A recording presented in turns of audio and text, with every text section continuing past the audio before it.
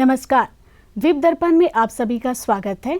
आइए एक नजर डालते हैं आज के मुख्य अंश पर।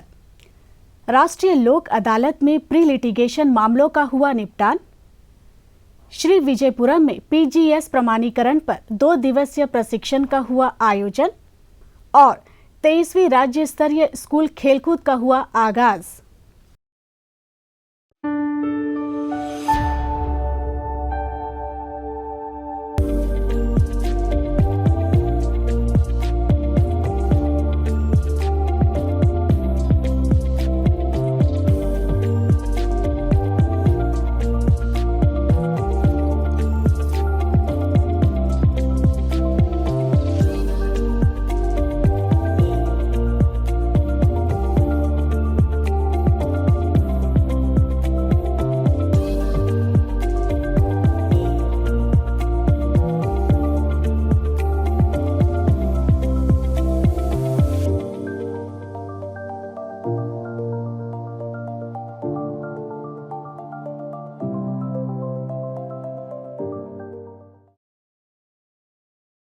अब द्वीप दर्पण विस्तार से। आज देश भर में विजय दिवस मनाया जा रहा है। विजय दिवस के अवसर पर द्वीपों के माननीय उपराज्यपाल एडमिरल डी.के. जोशी ने द्वीपवासियों को संदेश दिया है। अपने संदेश में उन्होंने कहा कि विजय दिवस के इस पवित्र अवसर पर हम भारतीय सशस्त्र बलों के अद्वितीय साहस और समर्पण का सम्मान करते हैं, जिसके कारण 1971 के युद्ध में ऐतिहासिक जीत मिली। यह दिन उनकी वीरता, लचीलापन और सर्वोच्च बलिदान तथा हमारे राष्ट्र की संप्रभुता और अखंडता की रक्षा के लिए उनकी अटूट प्रतिबद्धता का प्रतीक है।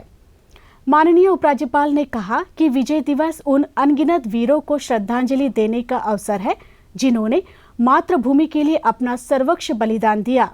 उनकी बहादुरी हर भारतीय का एकता, स्वतंत्रता और देशभक्ति की मूल्यों को बनाए रखने के लिए प्रेरित करती है। माननीय उपराज्यपाल ने अंडमान तथा निकोबार द्वीप समूह के सभी निवासियों से इस महत्वपूर्ण दिन को मनाने में देश के बाकी हिस्सों के साथ हाथ मिलाने का आह्वान किया है। Operation Trident a success. Andaman Nicobar राज्य जिला विधि सेवा प्राधिकरण द्वारा बीते शनिवार को श्री विजयपुरम स्थित जिला न्यायालय भवन, प्रयास केंद्र तथा मायाबंदर एवं डिगलीपुर स्थित उपमंडल न्यायालय परिसर में राष्ट्रीय लोक अदालत का आयोजन किया गया। जिला एवं सत्र न्यायालय में सवेरे 10 बजे राष्ट्रीय लोक अदालत का शुभारंभ हुआ। इस अवसर पर न्यायालय के न्यायिक अधिकारी मौजूद रहे। लोक अदालत में प्री लिटिगेशन, बीएसएनएल रिकवरी मामले और बैंक रिकवरी मामले शामिल रहे।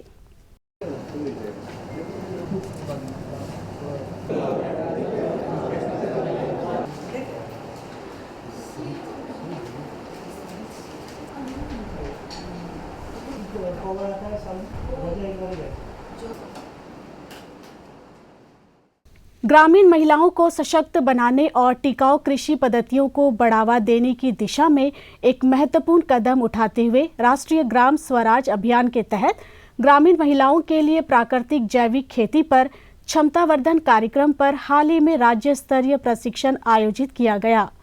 कार्यक्रम का उद्घाटन सहायक निदेशक के प्रमीला ने किया। अपने संबोधन में उन्होंने ग्रामीण विकास और महिला सशक्तिकरण के लिए क्षमतावर्धन और टिकाऊ कृषि पद्धतियों के महत्व पर जोर दिया। प्रशिक्षण कार्यक्रम में विशेषज्ञों के पैनल के नेतृत्व में व्यवहारिक सत्र शामिल थे और प्रतिभागियों को व्यवहारिक और सैद्धांतिक ज्ञान प्रदान करने पर ध्यान केंद्रित किया गया था। डोमेन विशेषज्ञ आजीविका दीपा विश्वास ने इस समन्वय का नेतृत्व किया। कृषि अधिकारी शाइना बेगम ने प्राकृतिक और जैविक खेती के लिए आवश्यक व्यवहारिक कौशल पेश कर इस खंड का नेतृत्व किया। इस दौरान एक व्यवहारिक और इंटरएक्टिव लाइव प्रदर्शन भी आयोजित किया गया। अब लेते हैं एक ब्रेक। कहानी नहीं बदली, स्टाइल गया है बदल। जो कहानियां हम सुनते आए, देखते आए, अब वही वैसी ही कहानी सुनाएगा digital. Download waves OTT app now and watch for free.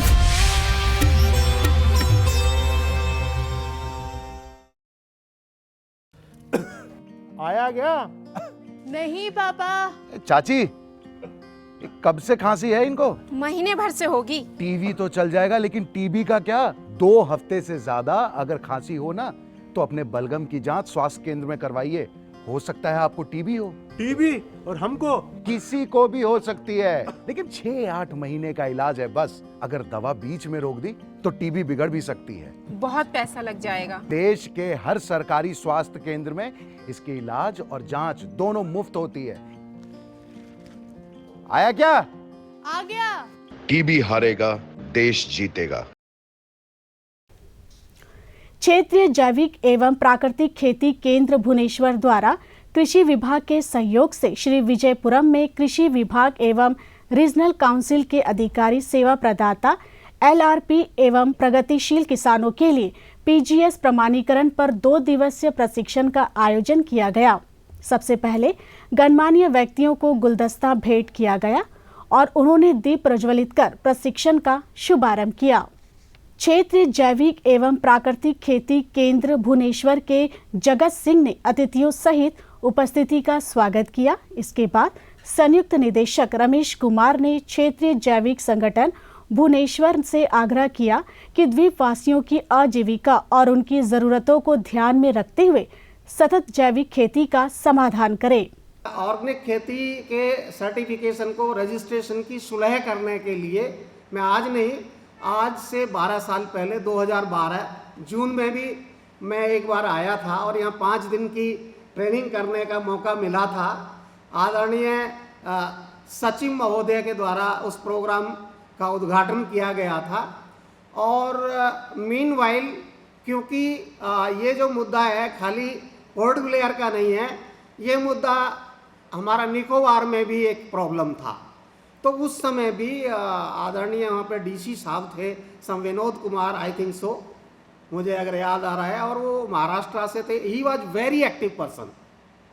तो उन्होंने वहाँ KVK के साथ और हम लोगों के साथ एक मीटिंग की और यहाँ की जो प्रॉब्लम है वो ये जो लैंड की बाउंड्रीज ना होने की वजह से at that time there was a issue, और मुझे लगता है वो सेम इश्यू आज भी है। तो ऐसी कोई बात नहीं है।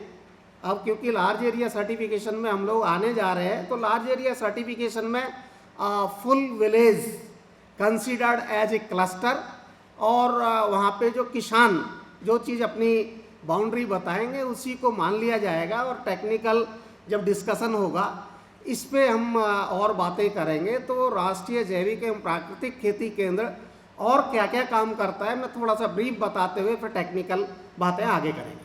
कई साल पहले लगभग 2000 से हमारा जो द्वीप है और हमारा जो कृषि विभाग है जैविक की तरफ कोशिश की है जाने के लिए। एक हमारा एक जो पहला कदम था कि ऑर्गेनिक हॉर्टिकल्चर फार्म, जो हमारा जो एक सिपी घाट पे फार्म था उसको डिक्लेयर कर दिया ऑर्गेनिक, और एक डेमोन्स्ट्रेशन फार्म, ताकि किसानों को बताए। और उसके बाद कई मूवमेंट हम लोग चलाए ऑर्गेनिक करने के लिए। उसको ध्यान में रखते हुए, भारत सरकार के उद्देश्यों को ध्यान में रखते हुए, हमारे यूटी गवर्नमेंट के साथ की जो आवश्यकता है उसको भी हमारे को ध्यान में रखते हुए कुछ कस्टमाइज तरीके से इस ट्रेनिंग को हमको आगे जाना चाहिए। यही मैं निष्कर्ष इस पर से निकाल रहा हूँ कि जैसा मैंने सर से डिस्कस किया। सर आपने जितनी भी बातें बताई, सबसे पहले उसके पहले मैं आपका धन्यवाद अदा करना चाहूँगा कि हमारे सिर्फ टेलीफोनिक कॉल से आपने हमारा ये प्रपोज़ल स्वीकार किया और इतनी अच्छी फैसिलिटी दी, और पर्याप्त मात्रा में सारे आपके अधिकारी को यहाँ पर 2 दिन के प्रशिक्षण के लिए बुलाया। मैं आपका धन्यवाद करता हूँ सर। सहायक निदेशक ने संयुक्त निदेशक द्वारा उठाई गई बिंदुओं का समर्थन किया और समाधान का आश्वासन दिया।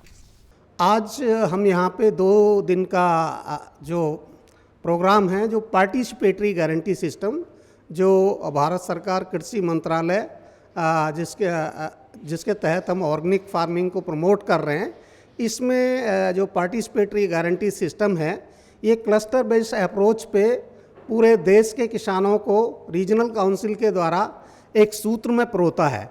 और इसके ज़रिए ये सारे के सारे किसान क्लस्टर बेस्ड अप्रोच में रीजनल काउंसिल्स जो कि भारत सरकार के द्वारा एक्रेडिट की जाते हैं कुछ बॉडीज़ को, आज हमारे देश में करीब 71 रीजनल काउंसिल्स मौजूद हैं और इनके ज़रिए हमारा काफ़ी बड़ा रकबा ऑर्गेनिक फार्मिंग के तहत रजिस्टर्ड हुआ है। मैं समझता हूँ कि ये 2 दिन का जो प्रशिक्षण है जो मुख्य रूप से उन लोगों के लिए हमने आयोजित किया है जिसमें रीजनल काउंसिल, स्टेट गवर्नमेंट के एक्सटेंशन ऑफिसर्स, प्रगतिशील किसान, इनको प्रथम चरण में जो पीजीएस सर्टिफिकेशन के लिए जो आवश्यक इन्फॉर्मेशन होती है वो हम यहाँ पर उनको 2 दिन के प्रशिक्षण में देंगे। कृषि उत्पादकता और पर्यावरण प्रबंधन में मृदा परीक्षण एक महत्वपूर्ण घटक है। यह पोषक तत्व, सामग्री संरचना और मिट्टी के पीएच स्तर और संदूषण के स्तर जैसी अन्य विशेषताओं को निर्धारित करने में मदद करता है। यह जानकारी किसानों और कृषिविदों के लिए मृदा प्रबंधन और फसल उत्पादन के बारे में सूचित निर्णय लेने के लिए आवश्यक है। भारत सरकार ने राष्ट्रीय प्रशिक्षण और प्रयोगशालाओं के लिए प्रत्ययन बोर्ड के माध्यम से सरकारी मृदा परीक्षण प्रयोगशाला को मान्यता देने का आदेश दिया है और इसका उद्देश्य मृदा परीक्षण प्रयोगशालाओं के मानकों को बनाए रखना है, जिससे उच्च गुणवत्ता और विश्वसनीय मृदा विश्लेषण के साथ कृषि और पर्यावरण प्रबंधन पर समर्थन किया जा सके। घोलघर स्थित मृदा परीक्षण प्रयोगशाला में मान्यता प्राप्त पीटी प्रदाता द्वारा आयोजित प्रवीणता प्रशिक्षण कार्यक्रम में भाग लिया और पीटी कार्यक्रमों में पिछले 1 वर्ष से शामिल किए गए परीक्षण मानदंडों को मान्यता के लिए विचार किया गया तथा 8 मानदंडों के लिए मान्यता प्राप्त की है। किसानों से अनुरोध किया गया है कि वे क्षेत्रीय कृषि कार्यालय से संपर्क कर अपनी मिट्टी एकत्रित करवाएं और जिसका विश्लेषण कराएं ताकि मृदा स्वास्थ्य कार्ड प्राप्त किया जा सके। चिन्मय मिशन में गीता ज्ञान यज्ञ का आयोजन किया गया। इस अवसर पर पुलिस महानिदेशक हरगोबिंदर सिंह धालीवाल मुख्य अतिथि थे। इनके अलावा चिन्मय मिशन के आचार्य शुद्धानंद सरस्वती, गीता ज्ञान यज्ञ के लिए मुख्य भूमि से आई स्वामिनी विमलानंद और अन्य लोग उपस्थित थे। मुख्य अतिथि ने दीप प्रज्वलित कर गीता ज्ञान यज्ञ का शुभारंभ किया। शॉल भेंट कर अतिथियों का स्वागत किया गया। मिशन के पदाधिकारी ने अतिथियों और उपस्थित लोगों का स्वागत किया।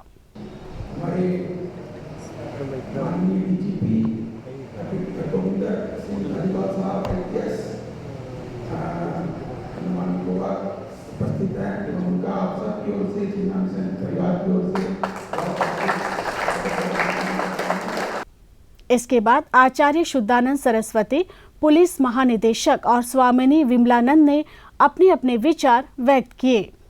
मुझे विश्वास है कि सभागार में यहाँ जो भी लोग उपस्थित हैं वो भगवत गीता से और भगवत गीता के संदेश से परिचित हैं। लेकिन शास्त्रों की विशेषता ये, कई बार प्रश्न आता है कि भगवत गीता तो हम सालों से पढ़ते आ रहे हैं, नहीं क्या सालों से पढ़ते आ रहे हैं हम तो गीता, तो उसमें नया क्या है सुनने के लिए? New, what is new? Again and again उसी बात को क्या सुनना है? अरे अर्जुन ने तो बेचारे ने को एक ही बार सुना।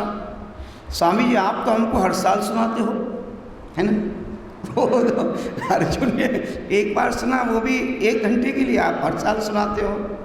क्योंकि शास्त्रों की विशेषता ये है कि हम जितना उसको सुनते हैं, जितना उसको पढ़ते हैं, जितना उसका स्वाध्याय करते हैं, जितना चिंतन करते हैं, उतना नया अर्थ प्रकट होता है। जो पुलिसिंग जो मैं देखता हूँ, मैं हमारे लोगों को सिर्फ एक ही चीज़ बोलता हूँ, जो मेरा मेन एक ही फोकस रहता है।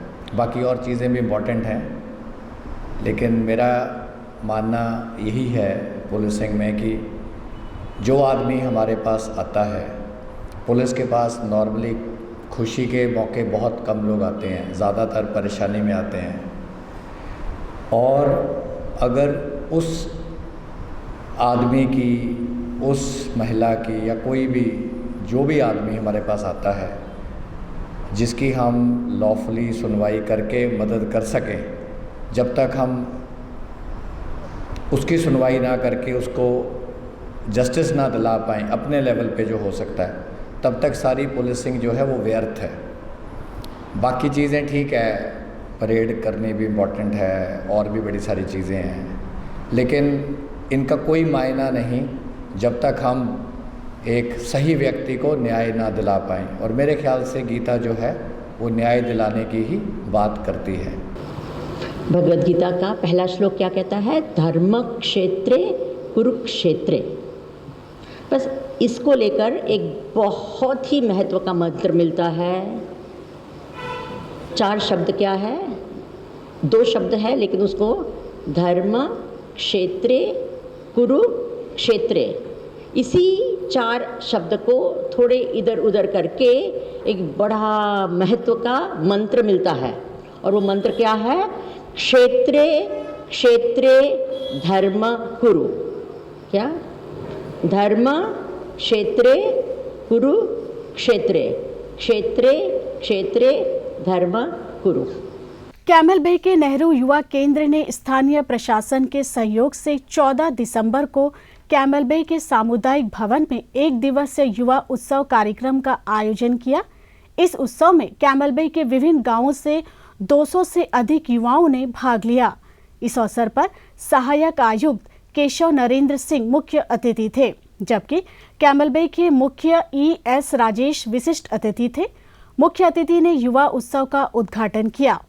उद्घाटन के बाद सभी को पंच प्राण शपथ दिलाई गई।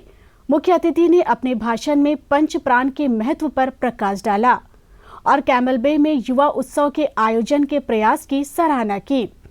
मुख्य अतिथि ने विज्ञान मेला प्रदर्शनी का भी सराहना की। मुख्य अतिथि ने विज्ञान मेला प्रदर्शनी का भी उद्घाटन किया और प्रतिभागियों से उनकी परियोजनाओं के बारे में बातचीत की। इस अवसर पर पंच प्राण के विषय पर प्रतिस्पर्धा कार्यक्रम आयोजित किए गए। प्रत्येक कार्यक्रम के प्रथम, द्वितीय और तृतीय के लिए प्रमाण पत्र भी वितरित किए गए। अब लेते हैं एक ब्रेक। असमयेर बृष्टि, শিলাবৃষ্টি বা ঝড়ের চিন্তা সব ভুলে যাও, ফসল বীমা করাও, সুরক্ষা কবচ পাও, প্রাকৃতিক বিপর্যয় হোক বা কোনো দুর্ঘটনা, সেই সব চিন্তা থেকেও মুক্তি পাও। फसल बीमा हमने फसल बीमा योजना को अधिक प्रभावी बनाया, उसके दायरे में ज्यादा किसानों को लाए। এখনো পর্যন্ত 19 কোটি 67 লাখের থেকে অধিক কৃষক আবেদন করে ফসলের ক্ষতিপূরণ পেয়েছেন।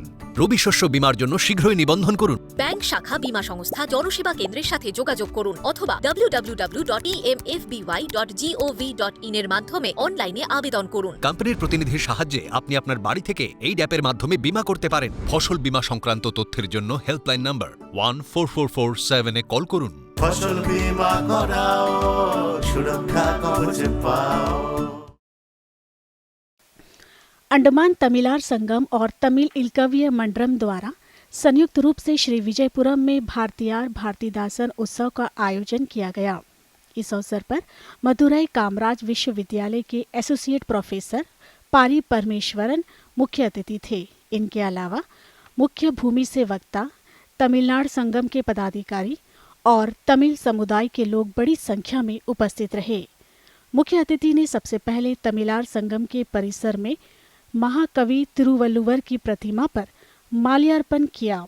मुख्य अतिथि सहित अन्य गणमान्य व्यक्तियों ने दीप प्रज्वलित कर इस उत्सव का शुभारंभ किया।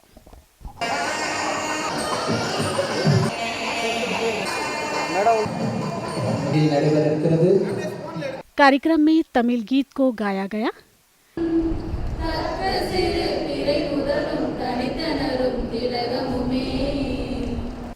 तमिलार संगम के पदाधिकारी ने मुख्य अतिथि सहित उपस्थित लोगों का स्वागत किया।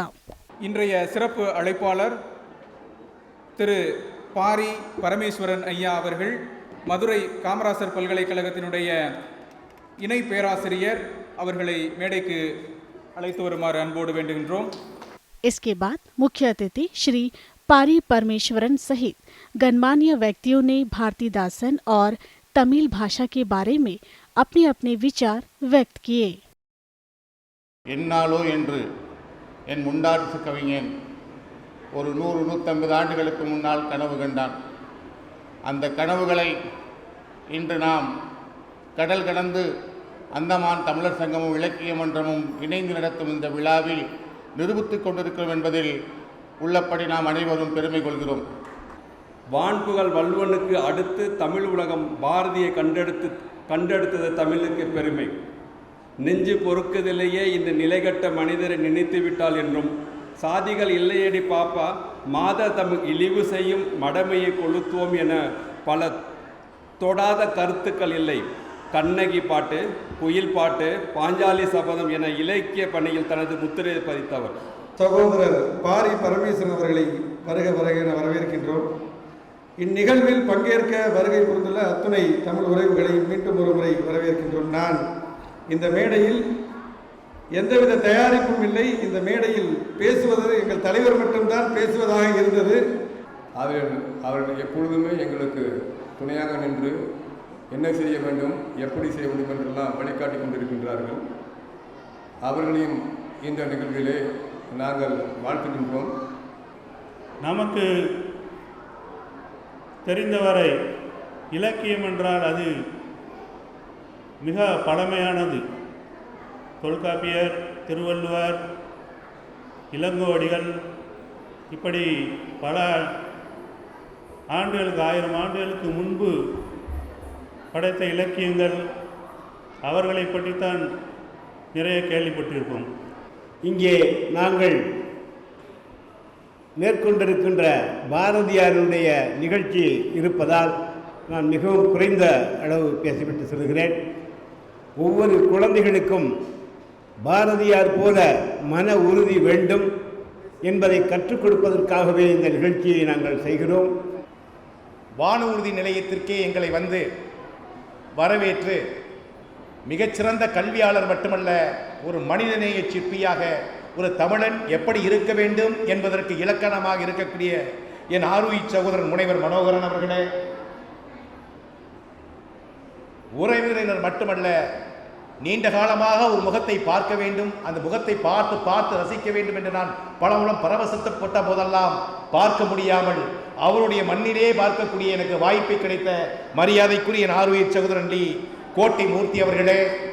उत्सव के दौरान नन्हे मुन्ने बच्चों ने भारतीदासन का वेशभूषा धारण कर उनके काव्यों को और कलाकारों ने तमिल नृत्य को प्रस्तुत किया.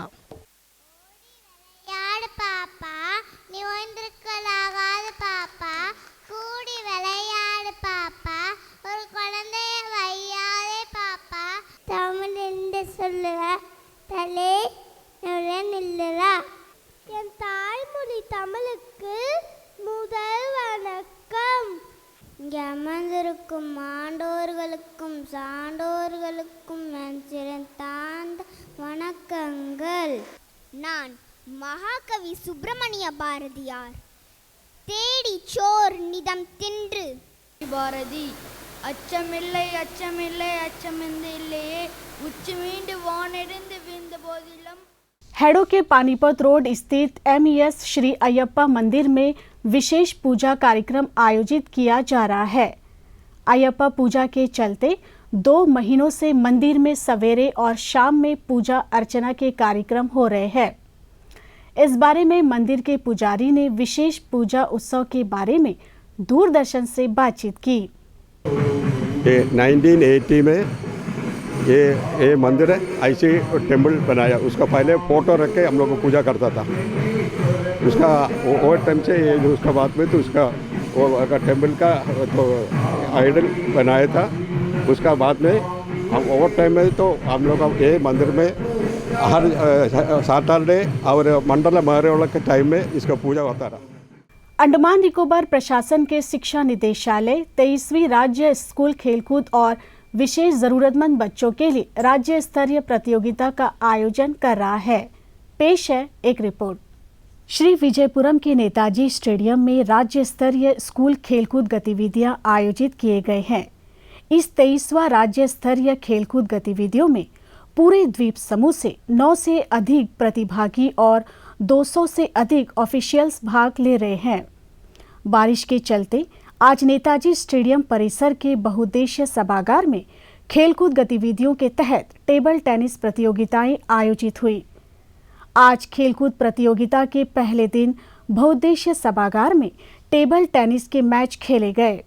इसके लड़कों और लड़कियों के लिए एकल तथा युगल मैच हुए। सभी 9 शिक्षा अंचलों से टीमों ने इसमें उत्साहपूर्वक हिस्सा लिया।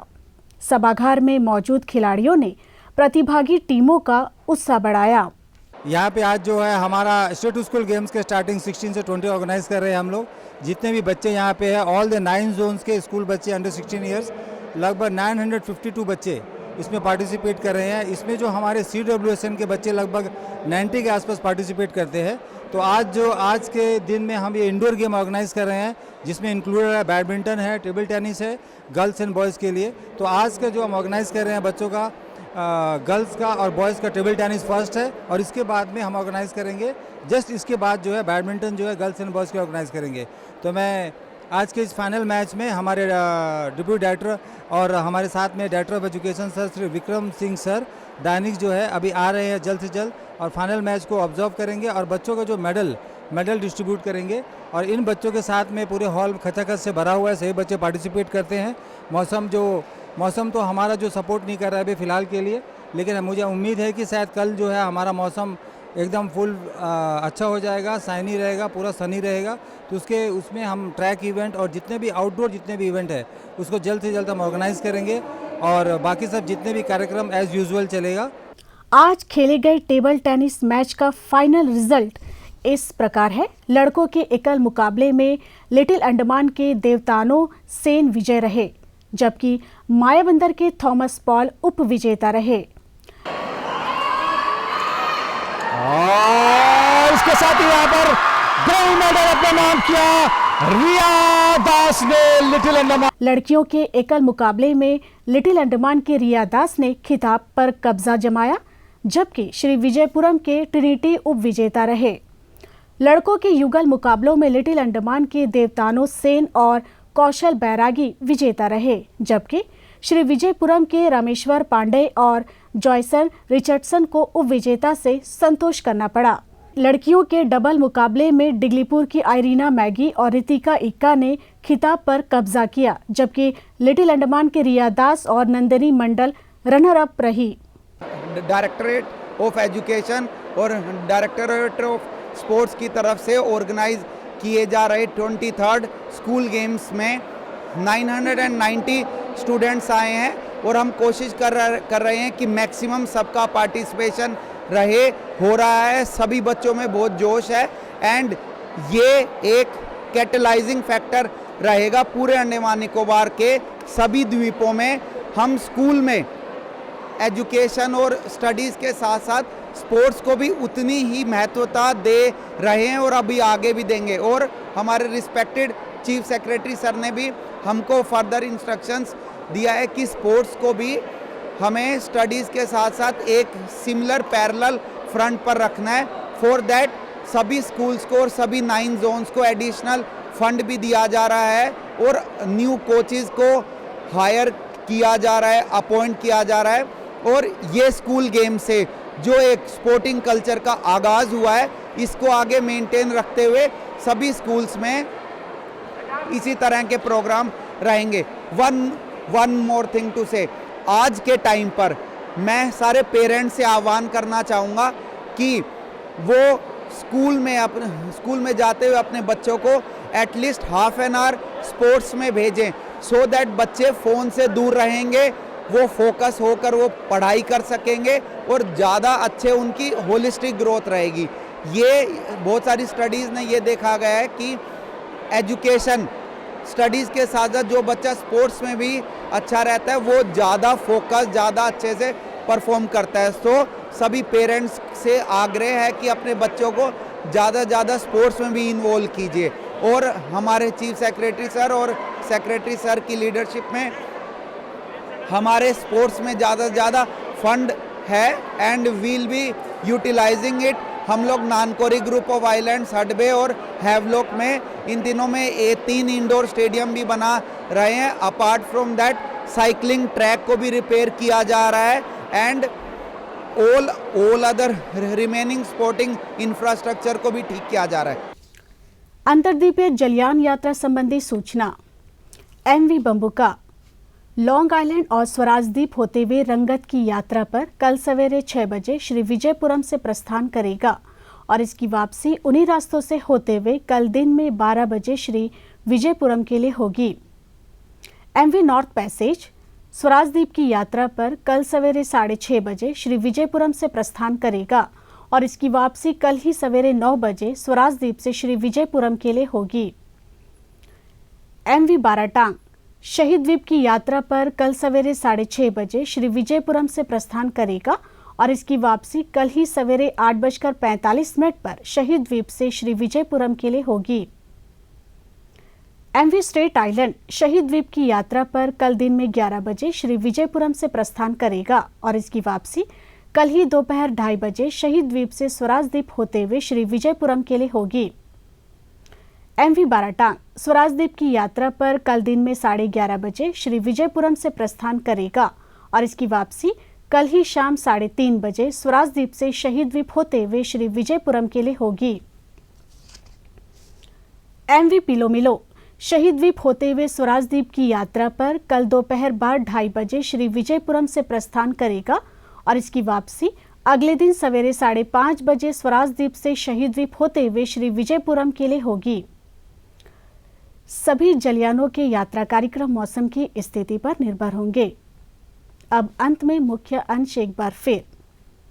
राष्ट्रीय लोक अदालत में प्री लिटिगेशन मामलों का हुआ निपटान। श्री विजयपुरम में पीजीएस प्रमाणीकरण पर 2 दिवसीय प्रशिक्षण का हुआ आयोजन और 23वीं राज्य स्तरीय स्कूल खेलकूद का हुआ आगाज। इसी के साथ ही आज का यह द्वीप दर्पण कार्यक्रम यहीं पर समाप्त होता है। नमस्कार।